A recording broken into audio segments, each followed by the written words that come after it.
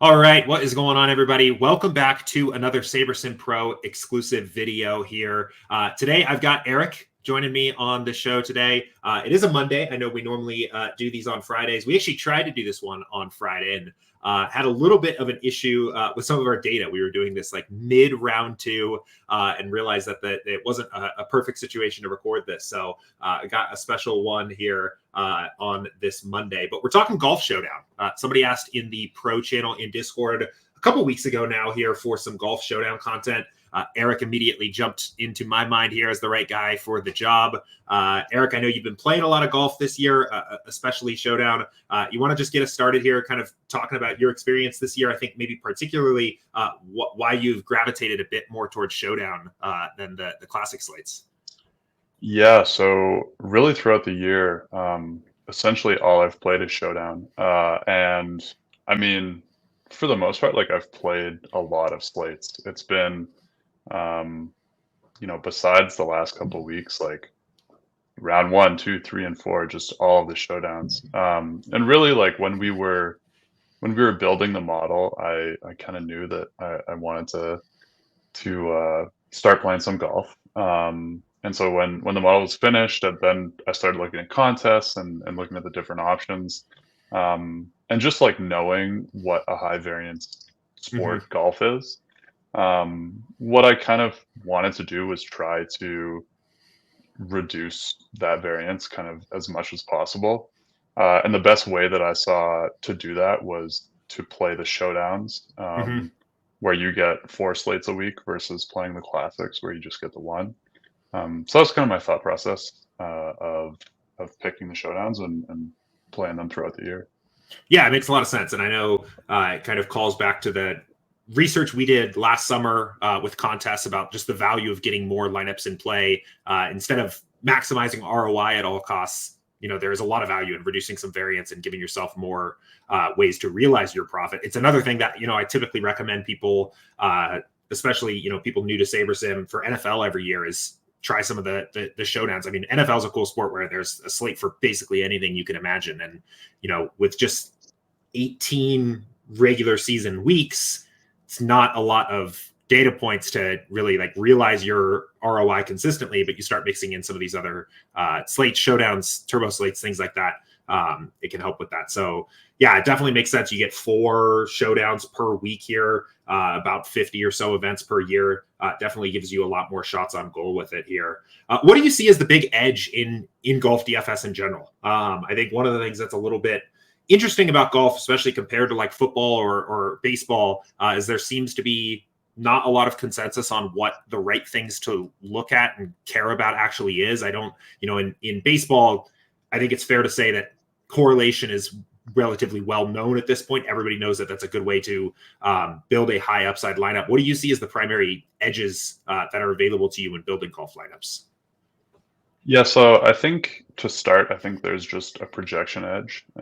Like you said, I think there sort of isn't a consensus on how to build lineups or, sort of the best projections per se or something like that. And so I think that to start, there's just a small projection edge. That might not get you all the way sort of past the 15% rake, but Yeah. on top of that, ownership inefficiencies or ownership that you can exploit is kind of the other piece that I've found where there's some edge where guys will go over owned or under owned, and that's something you can take advantage of. Do you think that either of those edges are magnified in showdowns specifically? Like you're getting one more than particularly than you would in like a classic slate? Yeah, I haven't really thought about that, but I feel like I would say the ownership exploitation is a little bit more prevalent in the showdown stuff. And most of that kind of has to do with the wide range of outcomes in like a showdown round, where even like although the weekend or sorry the full week golf is very up in the air and has a wide range of outcomes. Showdown is like even further, like has a further range. Mm-hmm. And so that's something where, depending on how ownership shakes out, you can take advantage of that more in Showdown versus Yeah. Classic. And for that projection edge, where do you think that comes from? I think, intuitively, I think somebody might be able to build like a decent golf model, just basically taking like the Vegas odds, like win odds, and maybe like some combination of win odds, top 5, and like making the cut versus like DK salaries, and come up with like a decent way of building even maybe like a functioning cash lineup. I know, I mean, since you were so involved in building the golf model here, like where do you think, what are some things that are incorporated into our model that create that projection edge for you? Yeah, I mean, really, so I would say it's more on kind of what other people are doing. And I think a lot of the times you get a lot of the field either double counting things or just kind of going off the board on stuff like course history, Yeah. recent form, things like that, where those guys tend to kind of shoot up or whatever, and they're adding that analysis onto the projections or whatever they're using that already sort of takes that into account. Gotcha. And yeah, that's kind of where I would say the edge comes.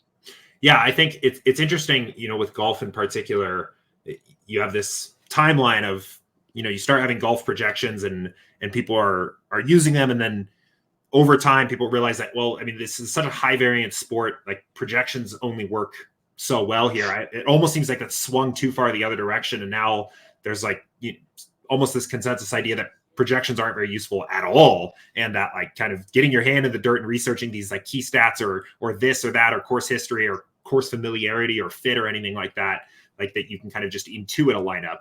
Just having a good baseline set of projections is so important. You're almost exploiting people that understand what a projection is and are actively choosing not to trust it, at least to some capacity. Yeah, absolutely. Yeah. Cool. Let's get into some like practical stuff here. So obviously it's Monday. We're recording this after the Wells Fargo has concluded. We'll be using the round 4 showdown here as kind of a baseline to do this here today. I think round 4 in particular does have some uniqueness here, just because of the final leaderboard scoring as it relates to the actual points for guys. So we'll talk a little bit about round 4 strategy. I think it'll also be interesting to talk a little bit about how things differ for you when it's not round 4 and that's not a component of the final scoring. But talk me through just basically how you get this kind of started up. What are the first things that you're looking at here when you pull up the home screen, you're sitting down to build some lineups? Yeah, for sure. So really in any sport, what I'm starting with is just a build. I want to kind of know which players I want to look at or whatever, to research further, to just kind of understand and get a starting point for kicking everything off. Okay, cool. So we've got Eric's initial research build here pulled up. We ran this build on 0.9 settings here. So Eric, do you want to kind of just talk briefly about like why 0.9 are the settings that you're typically using for this build? Yeah, so I like 0.9 because it gives you it gets you pretty close to sim optimals like you would run on a 0.10, but just kind of removes the risk of almost a sim like lucking into a sim or a lineup lucking into being a sim optimal, where essentially like at a super high level, a sim optimal is useful once you get to like the like equivalence point, I guess, of sims. And so if like basically we want to be confident that this sim is optimal in like 1 out of 30,000 sims or 1 out of 50,000 sims. Mm-hmm. And occasionally a lineup like that could show up in like 3,000 sims or whatever. And so I like 0.9 just because it kind of removes the risk of something like that happening, Mm-hmm. but still like correlating your lineups pretty well. So that's kind of 0.9. When you say, yeah, and like when you're talking about equivalence point, like the way I'm kind of thinking about it here is basically what we want is we want to make this number as accurate as possible to like the true number that converges on, of like the probability of that being in the optimal lineup. But there's kinds of two sides to that, right? There's the variance of an extremely high sim diversity setting where a guy might just so happen to end up at a 0.5% exposure in your pool when his true probability is a 0.01% or something like that. But on the flip side, you do need that sim diversity to be high enough, period, so that you are like actually approximating optimal lineups of the way that it's going to play out in the single slate that the tournament's taking place on. Yeah, definitely. And I think in round 4, especially, like in round 4, if you wanted to use 10 sim variants, I wouldn't talk you out of it. Like round 4, because you get the finish points, the top guys are somewhat negatively correlated. Now it's pretty small just because of the way that the finish points are given out. But like, yeah, there is that piece where I think 0-10 in theory obviously does that a little bit better, where you get the actual sims. But 0-9 I think gets you like 95% of the way there, and I like the lineups that it gives when I run 0-9, and that's kind of what I'm looking for. So you mentioned that the main purpose of this build here is to kind of figure out who that you want to research a little bit more or look a little bit more into. What does that process look like here? What's important to you right off the bat of like determining where you're going to spend your time? Yeah, so I'm basically just going to be sorting by exposure. Okay. And I'm just gonna run down the list and check out some guys like Wyndham Clark, Harris English. And for me, kind of where it starts, especially in a round 4, is looking at how they've done so far. And a lot of that is within like the strokes gained stuff in the tournament. So Data Golf has this the live tournament stats, which are really good. And for this, like really what I'm kind of looking at is I like to sort strokes gained tee to green. Yeah, there you go. And really here, like this is just, can you flip to event just in the filter? Yeah. So obviously like this includes round 4, and it wouldn't if we were doing this before round 4, but really what I'm looking for here is with the players who are performing well tee to green, I'm looking for sort of like lower salary guys to potentially bump up. And so you kind of can look through, and it's a little bit easier if you know who the golfers are and whatever. But like off rip here, like Lucas Glover was obviously cut, but he would have been a low salary guy. Yeah. Steven Yeager, like Smith, guys like that. And for that, like it's pretty non-scientific, and I'll just kind of move those guys half a point to a point, somewhere in there. And if I'm not getting any, like, then I'm not getting any, and I won't really I won't really touch them. But so when you're going and like doing this kind of research, like how do you avoid double counting in this sense? Like what are you kind of trying to capture here that isn't captured into the model, would you say? So we aren't like updating as the tournament progresses. Okay. With our sort of input to like to the sim on Wednesday when we're running it. Yeah. That input isn't being adjusted for like the tournament that they're playing at that time. So basically I'm just trying to capture, when I'm doing round 4, I'm trying to capture like a little bit of that round 1 to 3, how well they're playing, how poorly they're playing, and just kind of add that. And it's definitely a little bit of like an art of knowing how much to move stuff and whatever. And Hmm. for me, I think like if you're moving someone more than a point, that's like pretty significant. Okay. Um, so that's kind of my process on adjusting for some of the live stats that are coming Yeah. through. And just conversely, like if you just hop back over to the data golf Yeah. site there, um, if going the other way, sorting by tee to green, like just this way, all I'm looking for here basically is like the high salary players who are playing poorly, Hmm. because that's really like what we're gonna, you know, what we're missing per se is like if someone really good is performing really poorly, maybe that's kind of like outside of their norm. And then I'll make an adjustment versus if someone, a high salary guy like Rom or Cantley or whatever is playing well, it's like our assumption going in is like that stat is kind of going to be within their range of outcomes. So really, I'm just kind of looking for outliers and different things to pick up on with this. So our model basically kind of is going to assume that most players throughout the tournament are likely to regress to their recent or like some combination of short-term and long-term mean play over the course of the tournament.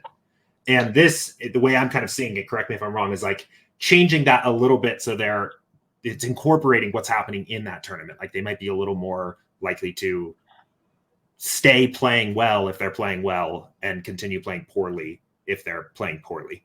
Yeah, that's right. And I think you can kind of assign why that is, right? Like you could say, oh, like Wyndham Clark, his shot shape, is suited to this course, or Yeah. like, right? Like you can tell yourself a bit of a story, but yeah, really, you nailed it. Where it's just kind of taking our input and just adding a little bit more context as the week goes on.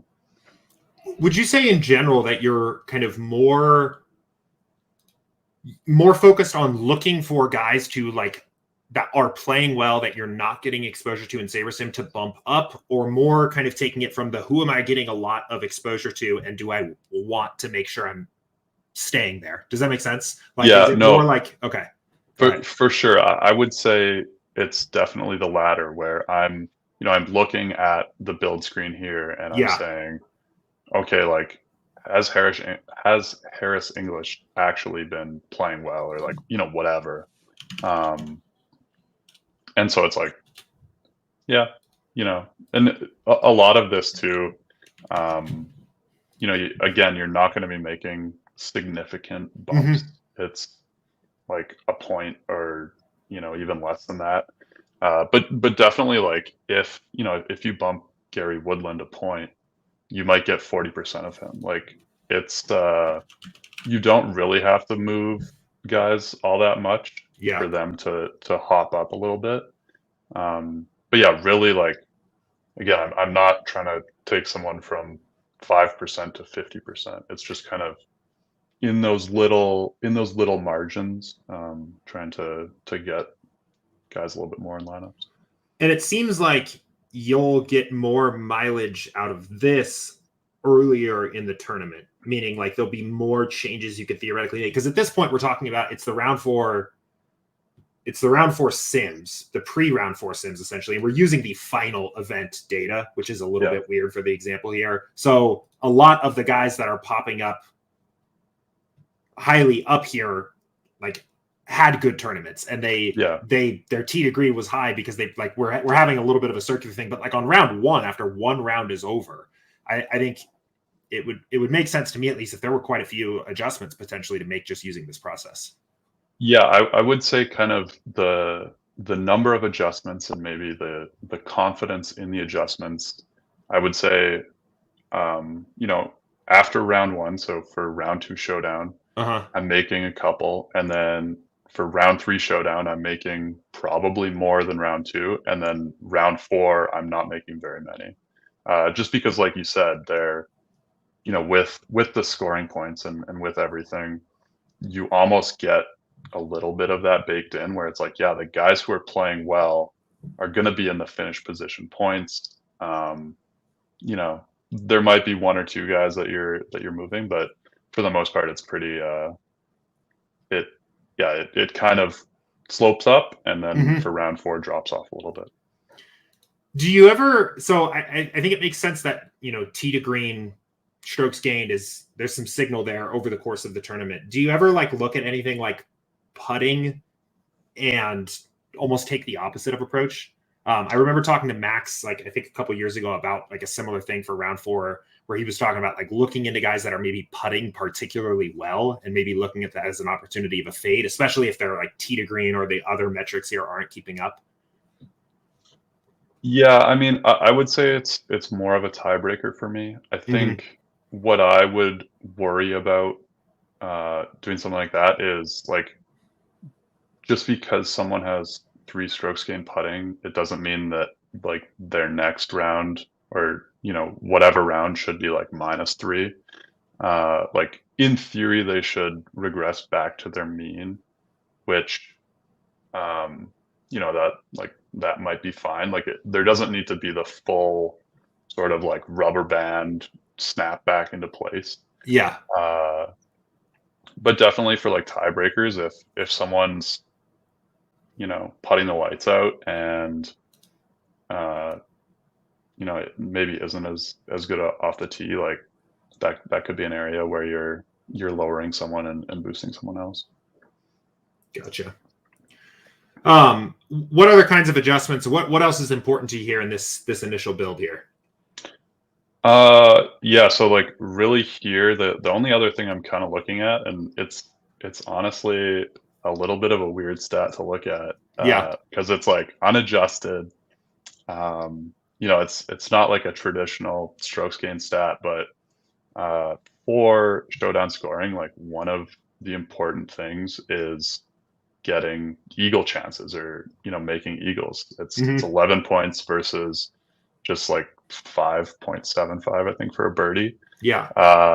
And I don't think that our model does the greatest job at sort of determining the differences between those, the players who are going to go for it on the second shot of par 5s versus the players who are going to lay up and have 100 yards in and hopefully hit it close for a birdie chance. And so really what I like to look at, and it's just on the PGA Tour website, it's just a stat called going for the green. And basically what it measures is, on your second shot on a par 5, how often are you trying to hit the green? And the proxy that we're kind of trying to access is, how often do you have an eagle putt? And so like just kind of looking through like the top guys, it makes a lot of sense that the top guys in this stat are like good players, where they're just gonna score better. Like McIlroy at 77% or whatever is pretty crazy. But and again, I think this kind of follows a similar way that I'm doing the live stuff, where really I'm looking for kind of the like worst type golfers to adjust, where it's like, maybe a Woodland is pretty high up there and is kind of a little bit like he doesn't really fit in with Justin Thomas, Cantlay, McIlroy. Like he's with Rahm. Woodland's like he's a good golfer, but isn't sort of one of the top guys. And so someone like that, and like even Adam Scott maybe kind of jumping out here a little bit. Yeah, for sure. So guys like that, and then even just going a little bit lower, like there's like a Luke List and whatever, and people really don't like playing guys like that because like they can, usually if you're not a good player, but you have a good sort of going for the green stat, whatever, usually what it means is you're either not good around the green or you're not a great putter. But really, like all we're trying to do is expand the ceiling as high as possible. Right. And so with those guys, it's like, yeah, if Luke List is like on point, his ceiling should be like higher than kind of what we're projecting. Um, so that's kind of another thing that I'm looking at is just like, yeah, these guys should have better chances, more chances at eagles, and yeah, just more chances at fantasy points. So talk me through what I'm looking at here in the data here, because I'm a little confused. So, Okay. what is this actually percentage here indicating? Yeah, so the percentage is indicating, so basically it's like the number of times that they've had a second shot on a par five. Okay. So for Rory, it's 94 there. So he's gone for the green in two on 72 of the 94. Gotcha. Versus he's laid up or maybe been in a bad spot and like had Yeah. to punch out or whatever on 22 of his 94. But like essentially the goal and the idea of the stat is like Rory should have an eagle putt on, I don't know, 70% of his par fives or whatever. And that's kind of what I'm trying to get to is, we want the guys who have shots at getting 11 points in a hole like that. That's I see. So it's almost a measurement of like golfer aggressiveness. Yeah. In some ways. Yeah, absolutely. Gotcha. And same thing, like if you scroll all the way down there's some guys who just like won't go for it. I think like Brendan Todd was in the field today or yesterday, and we had him. We had him like pretty high on defaults, and so that was someone that I lured a little bit. Again, I think like you don't want to go crazy with the adjustments, and it's definitely still very possible to put up a good score without an eagle or like stuff like that. Again, it's just little changes at the margins to help the sim along. Do you do anything with ownership? Do you I guess that would require us to go back to the home screen here, but do you make kind of ownership based adjustments from a similar standpoint of like who's performing well, who might just be a little bit more likely for people to click on beyond what the numbers say? Yeah, so we can kind of hop to that. What I do from here actually is I'll send my projections back. Okay, like cool. That's one of my favorite features is I can edit in just seeing exposures and seeing everything. I can make the changes and then I'll just send them back. But yeah, so for here, like really what I'm looking at for ownership, especially in round 4, I think usually we're a little bit low on the top guys, and this week it's easy because there's just 2 of them. So yesterday I think I moved them both pretty close to 45%. And that, like, I think it comes a little bit with just playing and seeing ownerships and stuff like that, but there's definitely some added benefit that you can make if you're making some ownership adjustments. So and is that typically just follow like the leaderboard position here, like pretty closely? Yeah, the other thing too, like if you just sort by value here, I also think that there's a little bit of like herding towards the top guys, like English there. So I think and that's what I gave him. I think he came in at like 30% yesterday, which was which was wild. But like definitely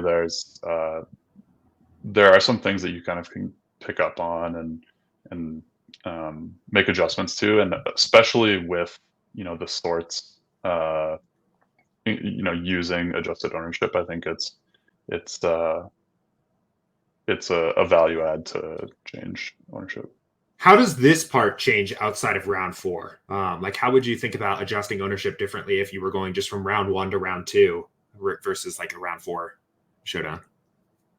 Yeah, so it's I don't think it, like, initially I thought that the reaction by the field to to like good rounds was going to be more than it actually is. Hmm. There's definitely some of that, and like especially if it's like a value guy leading after one round or something, usually will come in under on their projected ownership. Hmm.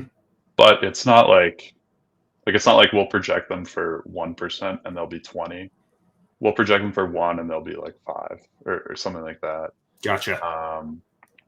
And so that, you know, there's a little bit of that sort of recency bias that gets poured in, but it's maybe not as significant as you thought, or it's not as significant as I Yeah. assumed it would be, kind of thing. I would have, yeah, I would have assumed there would be a lot of that.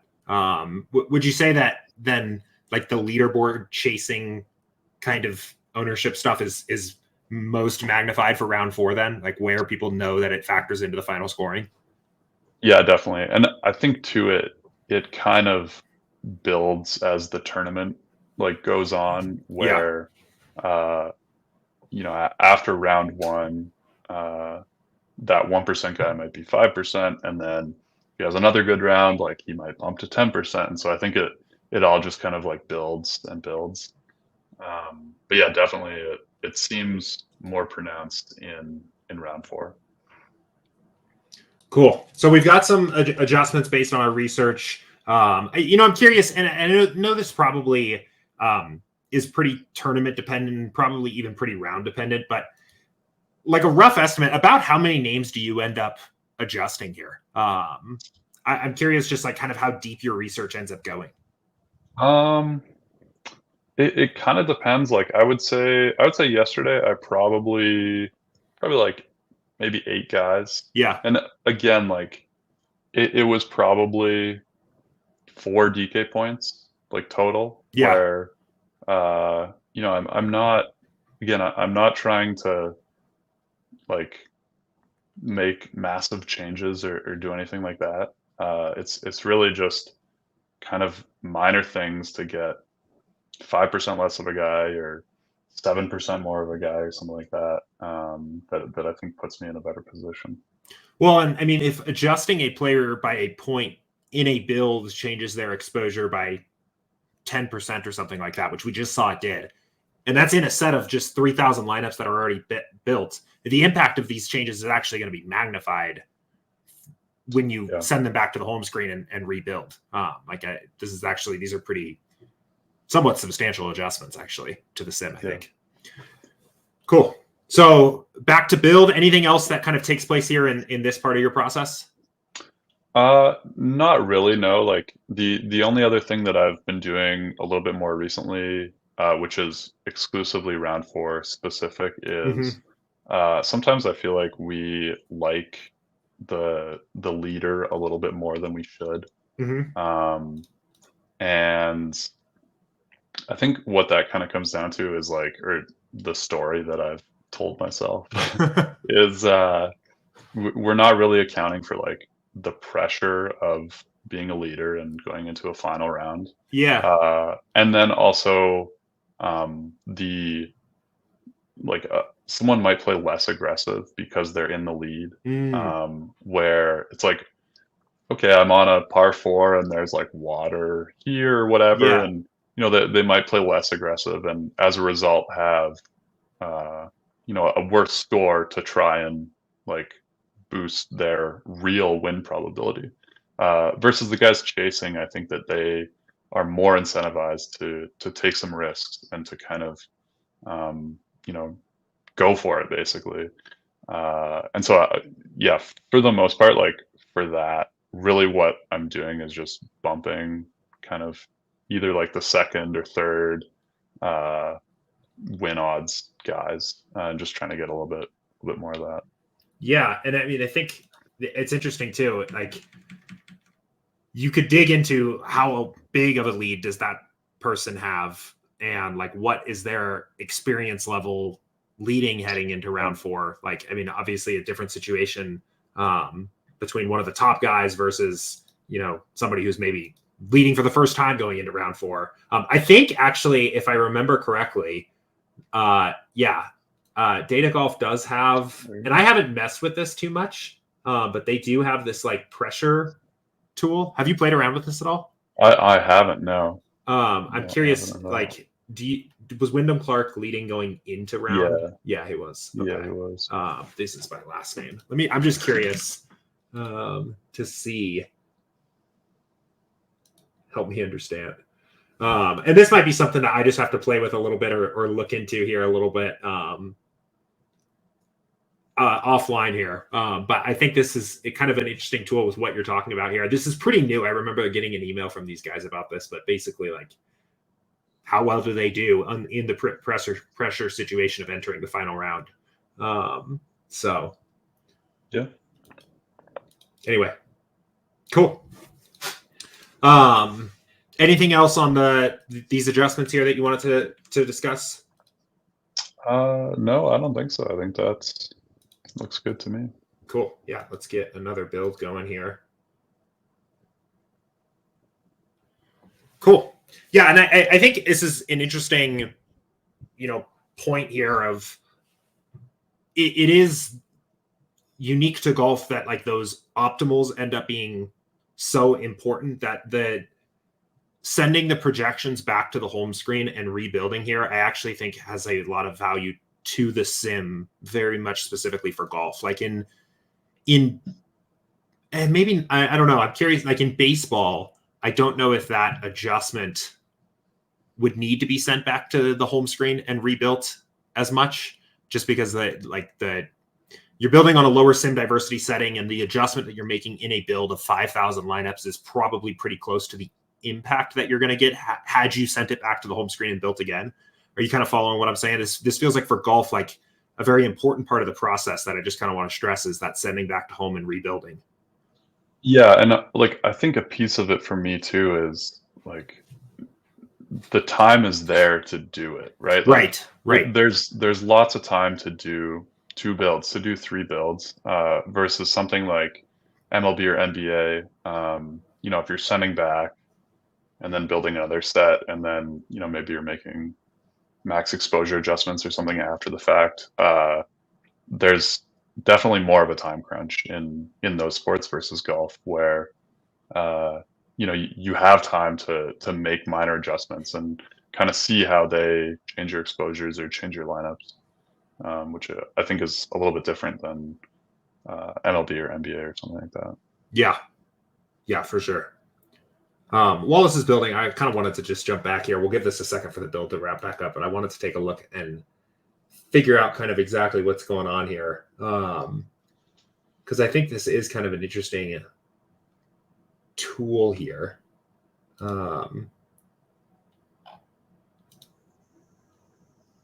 So yeah, I mean, that's the way that I see that is like the higher he gets up on the leaderboard going into round 4, the worse he performs. Yeah. Right. Yeah, which is interesting. I wonder entering round 3, kind of similar. I'm curious, just or maybe go to like Shoffley or something. I'm just wonder, like, is that like, do the top golfers just elevate? Interesting. Oh, okay. So they didn't have enough Wyndham Clark data. Oh, we were looking at. So average. this is the average trend line. Gotcha. So yes, the average golfer does get worse compared to their expectation beginning once they're entering it around 10th into the final round. But so Xander actually, like, it's a similar trend, but it's pretty steep. Yeah.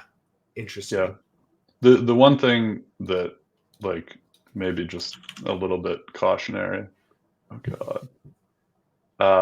is sorry, Rory's my favorite golfer, and it has not been it's not been great recently. But no, the one thing I just would caution is, like, I don't know that, I don't know how predictive stuff like this is, where it's like someone who isn't good at playing with a lead or whatever. I think the general trend, like, would kind of translate to most players. Mm-hmm. But yeah, I don't know, like the sample of, a guy starting in second or starting in first, like that has to be a pretty small number of events. Mm-hmm. Yeah. Okay, so we've got our kind of now working build pulled up here. What now is kind of important to you at this step here? Are you first of all, I guess a good question, are you going back through kind of like an iterative research process of taking like another look at this here now, maybe seeing, sometimes the impact of this can be a little unexpected, seeing how that has changed things, maybe making some more adjustments, sending those back? I mean, is there kind of iteration in your process in that way? Yeah, definitely. Like, for me, just looking at this, I would say we probably moved Wyndham Clark a little bit low, Mm-hmm. down at 26%. Like in first, you know, it feels a little bit low to me. Yeah. And so for that, I probably would bump him up a little bit, and just like, half a point or whatever. And just kind of see where that gets him. If he like wasn't moving as much as I wanted, I might like send it back again and then rerun. But yeah, in general, I would say it's fairly iterative where, the changes that I'm making are sort of building on the last ones, and really all I'm trying to do is get comfortable with the exposures that I'm going to be playing and the lineups that I'm going to be playing. So Are you worried? I guess actually, let's talk about the ownership a little bit here. Do you do anything beyond basically leveraging the Sabre score here to exploit ownership? So I don't. I will say that like 99% of the time, I'm actually using the last sort there, so the 50K plus, Yeah. which just I believe just like the adjusted ownership weight is a little bit higher um, than the 10K to 50K one there. Yeah. And really what that kind of came from is I just like the way that the lineups look a little bit more. And really that was just scrolling through them. Like I like the way that, you have some of the higher owned guys. But in most lineups, you're going to get a single digit ownership guy or something like that. Mm-hmm. And so for me, that's kind of where it starts. I also will say like 99% of the time I'm using two min uniques, Okay. just to get a little bit more diversified. And yeah, so that's really my process. I think there is like you probably could get away with some sort of like geomean filter or something, just kind of in case you're getting some higher owned lineups or duped lineups. Mm-hmm. But for me, like especially in the first three rounds, I just haven't found that all that necessary, just because there's so many possible lineups Right. in those 3 days. Yeah, it seems like round 4 would be the round where duplication is going to creep up a little bit more. Rounds 1 and 2 before the cut, the field is large enough that it feels to me that you wouldn't be too worried about it. But round 4, where you've got, I mean, I think it's safe to say that, like, depending on the leaderboard scoring, most lineups are going to contain at least one of maybe the top 3 guys, maybe the top 2, depending on the situation there. The smaller field, because the cut's already taken place, you've got a lot of data from that event. I mean, by the time you get to round 4, like, does duplication kind of creep up into your mind at all? Are you doing anything there to kind of prevent that, or do you think the Sims still generally do a pretty good job of building you unique lineups? Yeah, I would say the Sims do a pretty good job of building unique. Mm-hmm. Like I've experimented, and again, it's just kind of like at this point, what I'm kind of doing is I'm just going through my lineups and looking at them, and just I don't know, seeing if something sticks out where it's like, oh, this lineup is something that I don't like or whatever. And so there have been times where I've added a geomean filter where I may be filtering like 30 lineups out of my pool or something Yeah. like that. Like it's a pretty small number, but just just to kind of try and avoid that duplication. So. And that's a contest dependent thing too. I mean, I imagine like for the majors, we've got the PGA championship coming up here next week. We'll probably the round 4 showdown is going to be much larger for that than it was for Wells Fargo, for example, this past week. I think it's a good opportunity just in general, like to run the.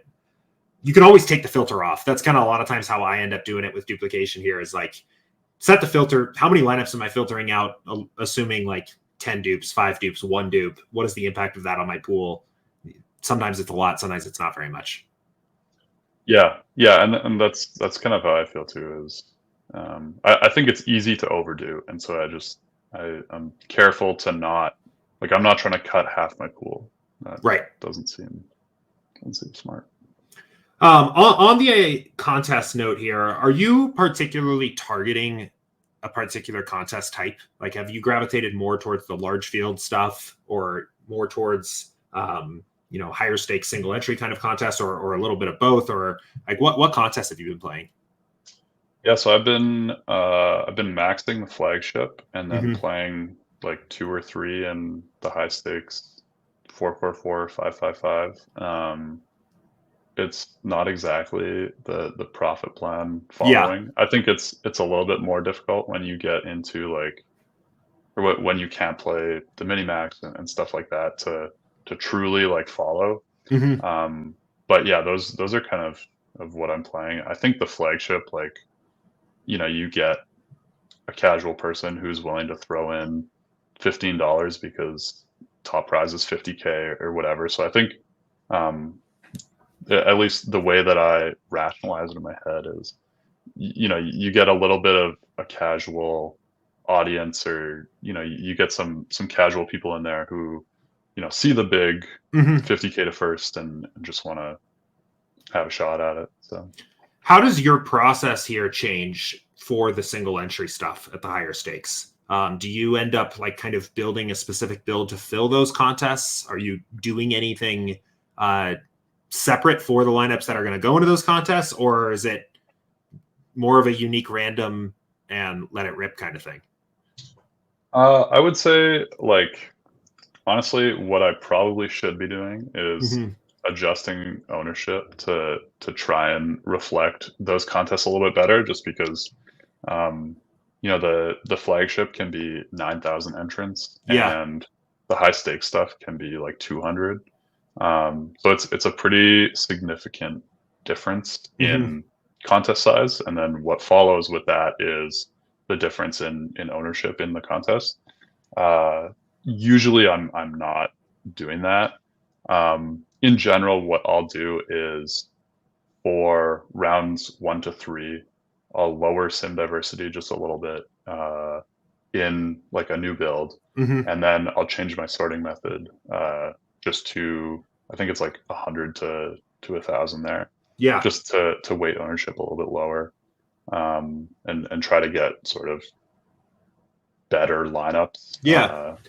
In the high stakes stuff. It'd be interesting to see like the difference, or because you have kind of two factors that are moving opposite directions where, in the high stakes going into round 4, if you're expecting 45% Wyndham Clark in the flagship, it might be 55, 60% in the high stakes or something like that. But you're also then factoring ownership less in the sorting method. So I'm curious how those two factors would kind of interact together to get you, in theory, more or less Wyndham Clark in the high stakes, low entry limit stuff than the flagship. Or like what is even actually like game theory optimal there. Yeah, and like, to be honest, that's something that I'm still trying to figure out. And like, I'm still, it kind of breaks my brain a little bit too, because it's like, oh, this guy's 65% here, and it's like, well, but it's only 200 people. Right. And the best way that I've kind of thought about it is in that like 200 person contest, you don't win extra for winning by more. So like, if I win that contest by 20 DK points, or if I win it by 2, I get the same payout. And so if I can play somewhat similar to the field, but then get that little difference or whatever. I think that's more valuable in the Mm-hmm.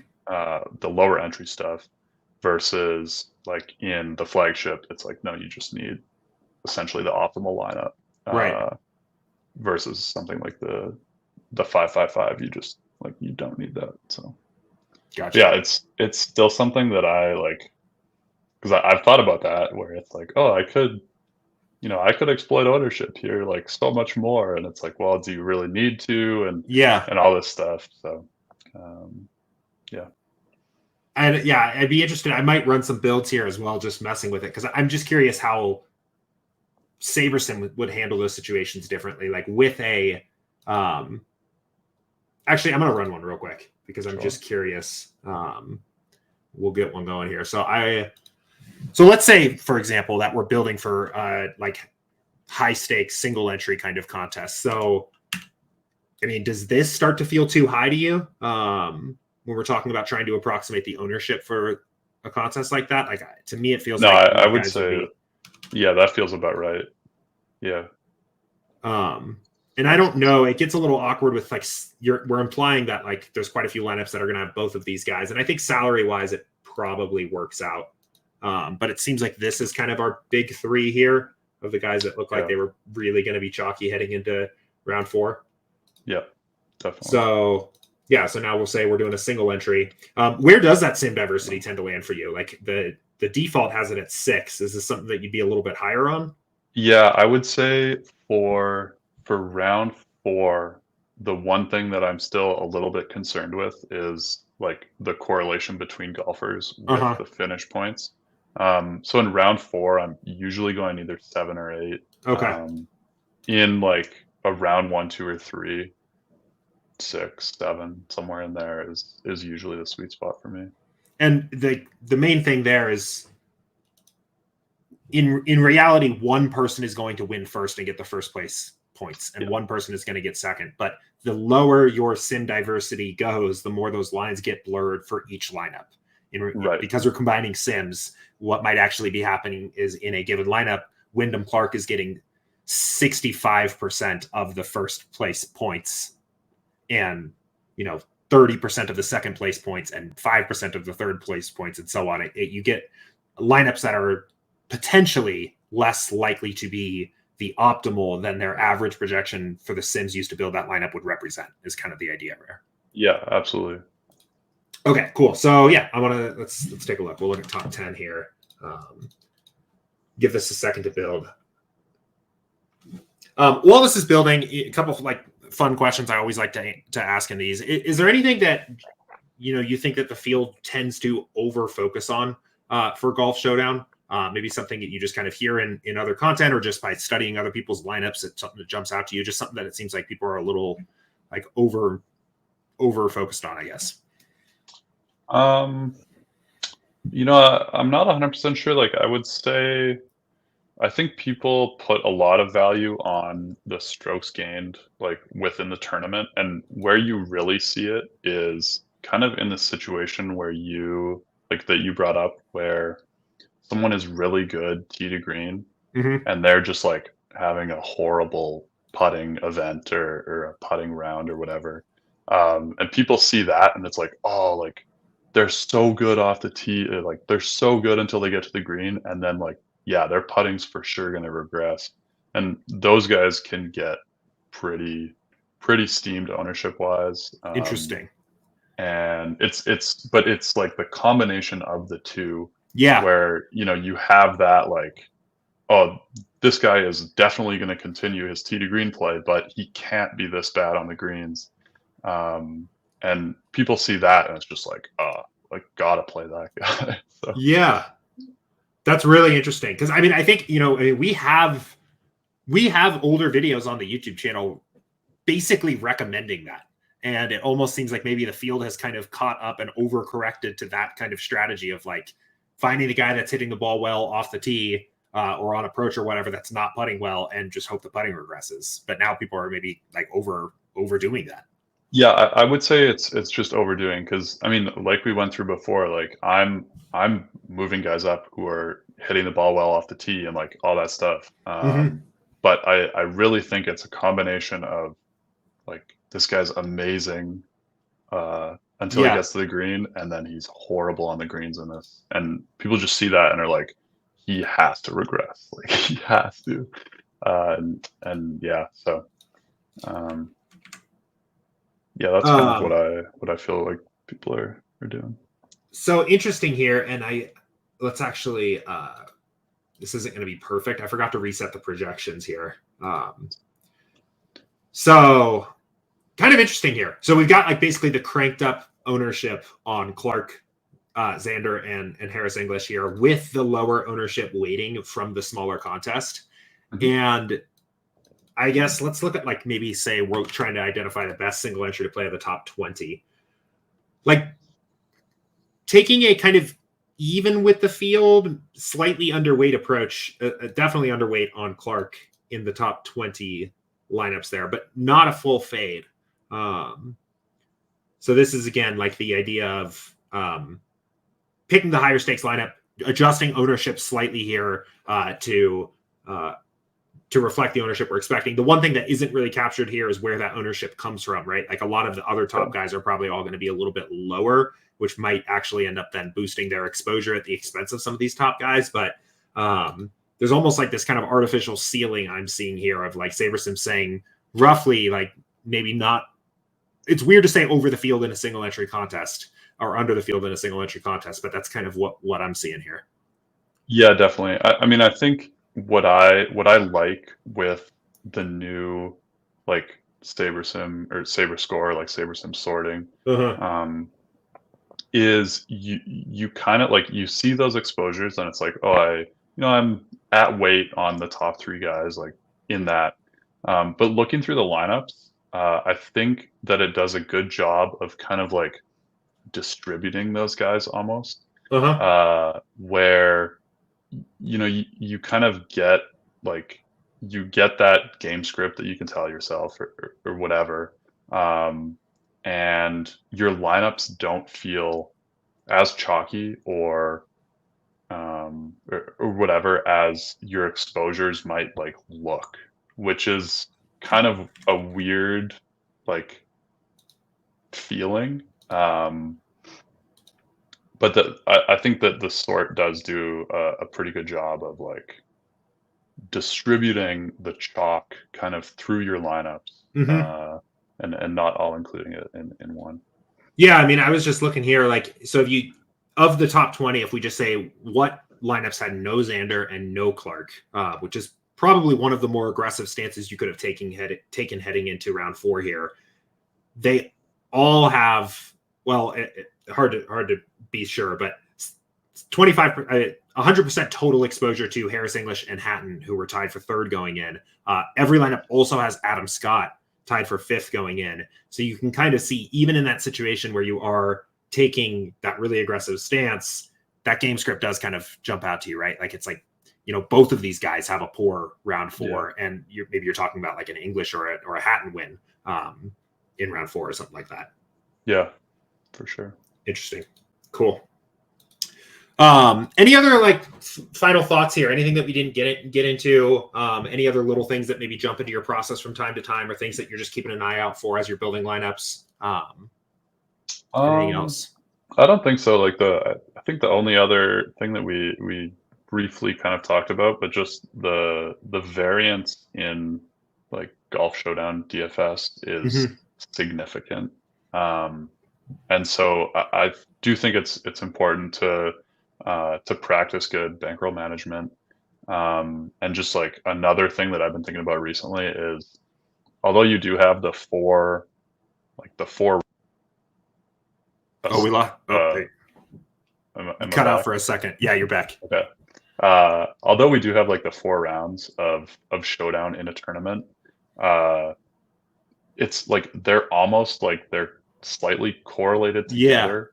And so I think like, for me, I'm being like pretty cautious with percentage of bankroll play, just because although it's not a direct 1-to-1 correlation, there's still a little bit of that where what you're playing in round 1 like usually isn't all that different to what you're playing in round 2.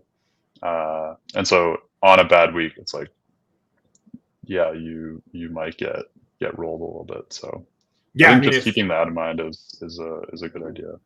no, that's a really good point. And I honestly hadn't thought about that before. I like, if we're a little bit off one direction on a guy that happens to make it through the cut, like, you're going to have kind of 4 rounds of being a little bit off in one direction on a guy. And it's going to be hard to know that that's actually happening. And you're not just like having bad variance until the tournament's over. And then maybe even thereafter, like, it could also just be a situation where a guy just overperformed relative to expectation for 4 rounds.